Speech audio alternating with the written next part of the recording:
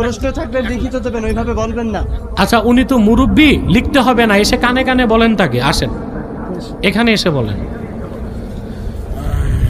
কিছুদিন আগে নাকি মিডিয়ায় কোথাও প্রকাশ হয়েছে যে আপনি নাকি মিজানুর রহমান আনসারী হুজুরে কাফের বলছেন, এটা সত্য না মিথ্যা? হ্যাঁ, যাকে কাফের বলছি জেনে বুঝেই বলছি।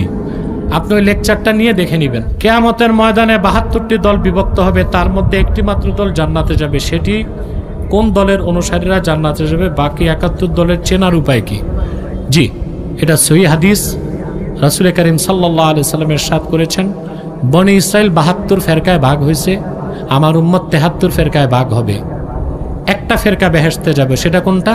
মা আনা আলাইহি ওয়া আসহাবি, অর্থাৎ আমি মুহাম্মদ সাল্লাল্লাহু আলাইহি ওয়াসাল্লাম যে পথ মত দিয়ে গেলাম, যে পথ মতের উপর আমার সাহাবীগণ আছে, এই পথ মতের অনুসারীরাই বেহেশতে যাবে।